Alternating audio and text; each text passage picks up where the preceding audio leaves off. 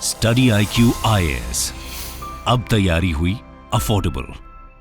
नमस्कार दोस्तों इसमें कोई डाउट नहीं है कि पिछले कुछ वर्षों से जिस तरीके से रेलवे के अंदर काम हुआ है शायद ही कभी देखने को मिला हो। आज के डेट में हम रेलवे में टाइमिंग्स की बात करते हैं कि ट्रेन टाइम पर है कि नहीं है। हम सरकार से जवाब मांगते हैं कि अगर कोई प्रॉब्लम हो रहा है तो उसको लेकर तुरंत ट्वीट किया जाता है और कहीं ना कहीं सोल्यूशन लेने की कोशिश की जाती है। वंदे भारत ट्रेन की बात हो रही है, मतलब बहुत कुछ बदल रहा है। और इसका एक एग्जाम्पल अगर आप में से जो लोग स्टॉक मार्केट फॉलो करते हैं वो उसमें भी देखिएगा, रेलवे के जो स्टॉक्स जिस तरीके से बढ़े हैं वो बहुत ही भयानक है। मतलब कि मैं भी सोच नहीं सकता था जिस तरह से IRFC, RVNL क्या मतलब तेजी से भाग रहे हैं वो सब स्टॉक। ये दिखाता है कि रेलवे की बड़ी तेजी से ग्रोथ हो रही है भारत के अंदर। लेकिन अभी भी कई सारी समस्याएं हैं, स्पेशली टाइमिंग्स को लेकर, एफिशिएंसी को लेकर। मतलब जिस तरह का एसेट है हमारे पास, रेलवे का एसेट है, क्या हम उसको सही तरीके से इस्तेमाल कर रहे हैं? क्यों नहीं उसको बेटर तरीके से इस्तेमाल किया जाए ताकि हमें ज्यादा से ज्यादा एफिशिएंसी मिले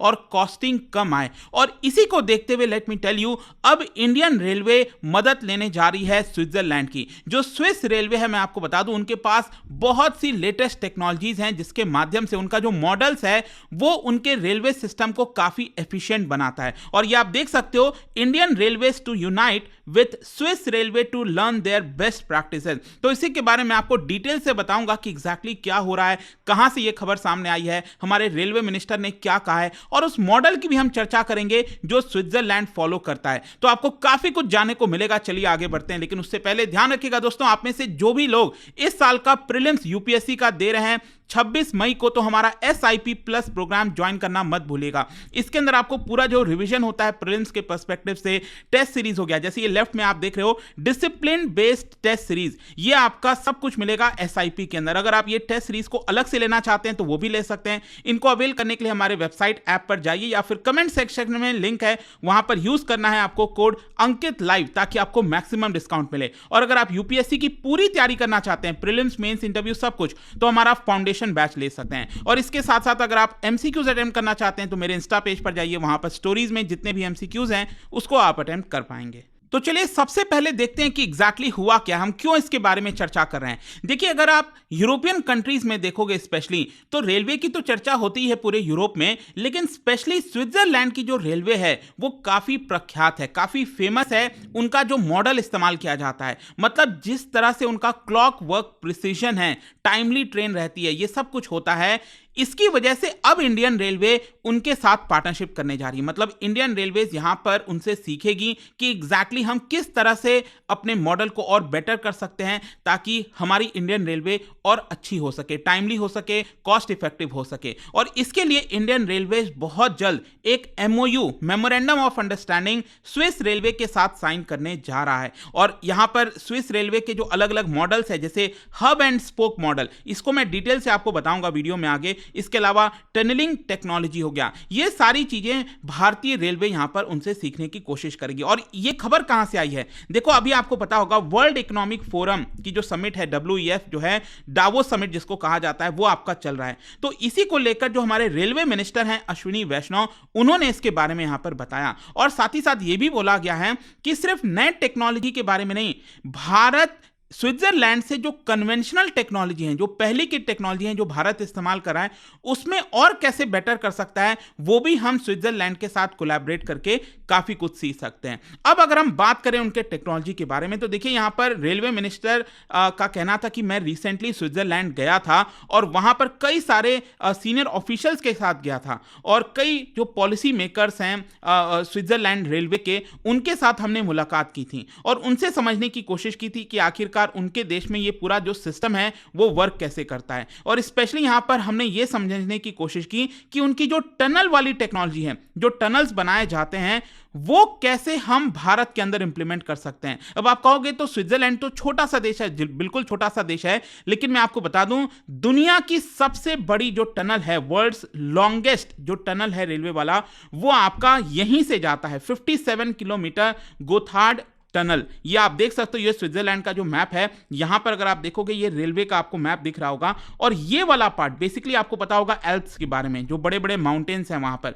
तो उसमें से ये पूरा टनल बनाया गया है, काफी लंबा ये गोथार्ड टनल आप देख सकते हो। तो वो चीजें आपको स्विट्जरलैंड में देखने को मिलती है, मतलब भले ही वो देश छोटा सा है लेकिन उनके पास टेक्नोलॉजी काफी अच्छी खासी है। इसके साथ साथ यहां पर रेलवे मिनिस्टर ने उनके ट्रैक टेक्नोलॉजी के बारे में भी बात किया, मतलब उनका जिस तरह का ट्रैक स्ट्रक्चर बनाया जाता है, सेफ बनाया जाता है और अच्छे लेवल पर बनाया जाता है, तो वो वाले जो ट्रैक टेक्नोलॉजी है वो भी भारत में इंप्लीमेंट हम करना चाहते हैं। फिर यहां पर अगर हम उनके मॉडल की बात करें तो देखो ये है आपका हब एंड स्पोक मॉडल। अब देखिए यहां पर एक चीज आपको समझने की जरूरत है, भारत में यूजुअली क्या होता है कि हम जो मॉडल फॉलो करते हैं रेलवे के अंदर वो एंड टू एंड कनेक्टिविटी वाला मॉडल होता है। एंड टू एंड मतलब जैसे मान लो दिल्ली से बेंगलुरु हमें जाना है तो उन दोनों जगहों को कैसे रेलवे के साथ जोड़ा जाए, अगर किसी को जयपुर से दिल्ली जाना है तो उसको यहां पर कैसे जोड़ा जाए, अगर कोलकाता से किसी को चेन्नई जाना है तो वहां पर इसको, मतलब एंड टू एंड, एक स्टार्टिंग पॉइंट एक एंडिंग, मतलब दोनों एंड वाला जो पार्ट होता है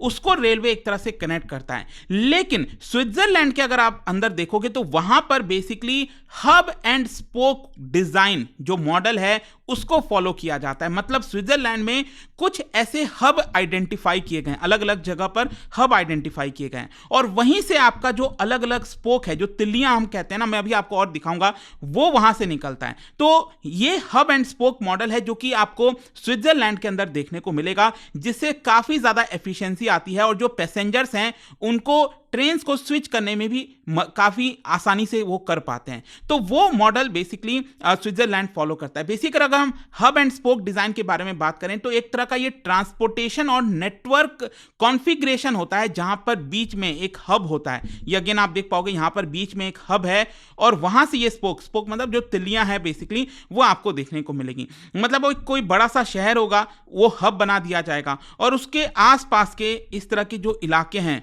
छोटे छोटे इलाके हैं, उनको इस हब से जोड़ दिया जाता है। तो अगर मान लो किसी को, मान लो ये ए है और ये बी है, किसी को बी से ए में जाना है तो यहां पर वो आपका बी से पहले इस हब पर आएगा, ट्रेन को चेंज करेगा और फिर ए की तरफ चला जाएगा। आ रहा है समझ में? तो यही है आपका hub and spoke model. Transportation system में चाहे रेलवेज हो, एयरलाइंस हो, इन सबका काफी एफिशिएंटली मैनेज किया जाता है ताकि लोगों को और साथ ही साथ जो गुड्स वाले ट्रेनें होती हैं उन सबको इजीली एक जगह से दूसरी जगह ले जाया जा सके। अगेन यहां पर आप देख सकते हो hub is a central location where transportation services converge, serves as a major connecting point for various route. जैसे कि फॉर एग्जांपल ये मैंने मैप लगाया और यहां पर ये दिल्ली हो गया, तो दिल्ली को एक बड़ा सा हब बनाया जा सकता है और इस हब से यहां पर अलग अलग, जैसे यहां पर हरिद्वार हो गया ये ऊपर, फिर इसके अलावा यहां पर मुरादाबाद हो गया, फिर इसके अलावा यहां पर आगरा हो गया, जयपुर हो गया, इसी तरह से आपका अगर आप इधर जाओगे तो चंडीगढ़ हो गया। तो अलग अलग जगह इस तरह से जो स्पोक है वो निकाले जा सकते हैं। तो यहां से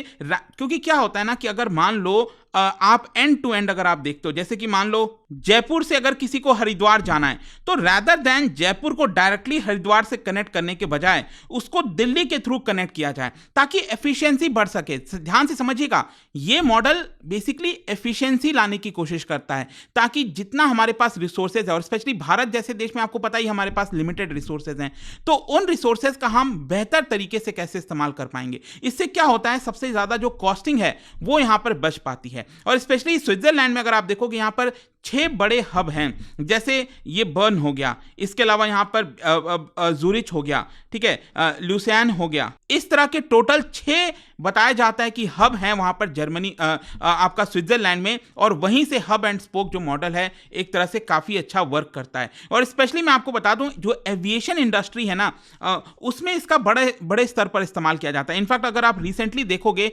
तो अभी आपने देखा होगा फॉग की वजह से जो प्रॉब्लम आई है पूरे देश भर में, वैसे अगर आप देखोगे तो फॉग कहां पर है, दिल्ली और आसपास के इलाके में काफी ज्यादा फॉग आपको देखने को मिलेगा।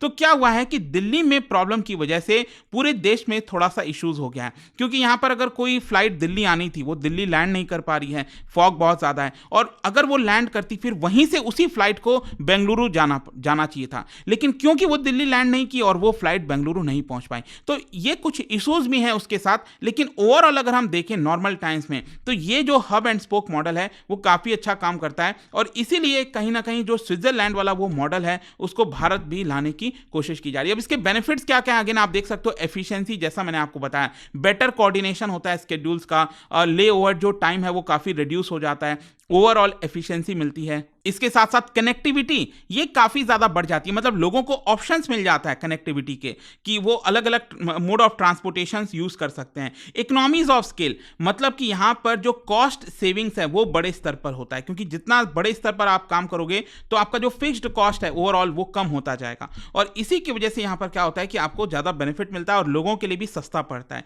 फ्लेक्सिबिलिटी भी यहाँ पर लोगों के पास होती है, डिमांड के बेसिस पर सप्लाई में चेंजेस किए जा सकते हैं। खैर, अब कंक्लूजन क्या निकलता है, देखो यहाँ पर जो हमारे रेलवे मिनिस्टर हैं उन्होंने स्विट्जरलैंड का जो एफिशिएंट इंटरकनेक्टिविटी है उसकी काफ़ी तारीफ की। पब्लिक ट्रांसपोर्टेशन चाहे उसमें ट्रेन शामिल हों, बसेज, केबल कार्स, मेट्रो, ये सभी चीज़ों को लिंक कर दिया गया है। उन्होंने साथ ही साथ यहाँ पर यह भी कहा कि स्विट्जरलैंड में कॉमन कार्ड है, मतलब आप उसको मेट्रो में भी यूज़ कर पाओगे, ट्रेन में भी, बसेज में भी, कहीं पर भी आप उसको इस्तेमाल कर सकते हो। वही लगभग सेम चीज़ आपने देखा होगा भारत में भी लाने की कोशिश की जा रही है। फिर इसके साथ साथ स्विट्जरलैंड में मैं आपको बता दूं उनका बहुत डेंस रेलवे नेटवर्क है, लगभग 5200 किलोमीटर का, मतलब उस छोटे से जगह में 5200 किलोमीटर होना कोई छोटी बात नहीं है, और पूरा उनका नेटवर्क इलेक्ट्रिफाइड है, जस्ट कुछ जगहों को छोड़कर, क्योंकि स्विट्जरलैंड एक टूरिस्ट हब है, प्लेस है, तो वहाँ पर स्टीम लोकोमोटिव चलाने के लिए वहाँ पर कुछ जगहों पर इलेक्ट्रीफाई नहीं किया गया है ट्रेन को। ओवरऑल काफ़ी एफिशिएंटली चीज़ें वर्क करती हैं। तो आई होप कि आपको समझ में आया होगा कि कैसे यहाँ पर भारत जो है स्विस टेक्नोलॉजी को, स्विस मॉडल को भारत में अडॉप्ट करने की काफ़ी जल्द कोशिश करेगा। और जाने से पहले एक इंटरेस्टिंग क्वेश्चन, क्योंकि हम स्विट्जरलैंड की बात कर रहे हैं, क्या बता सकते हैं which among the following mountain is the highest Swiss mountain? इनमें से आपको बताना है। इसका राइट आंसर आप सबको पता है, मेरे इंस्टाग्राम पर तो मिलेगा ही, वहां पर अगर आप नहीं हो कोई बात नहीं, टेलीग्राम से ले सकते हैं इसका सही उत्तर। मैं कई सारे जो एमसीक्यूज हैं वो यहाँ पर स्टोरीज में डालता रहता हूँ। बाकी अगर आपको पीडीएफ की तो टेलीग्राम पर आइए, अलग अलग सोशल मीडिया पर आप जुड़ पाओगे। और जैसा मैंने आपको बताया, अगर आप यूपीएससी की तैयारी कर रहे हैं, you can just use this code Ankit live to get maximum discount. And I hope की वीडियो आपको पसंद आया होगा। मिलता हूँ आपसे next time. Till then, thank you very much, see you soon. Study IQ IAS, अब तैयारी हुई अफोर्डेबल।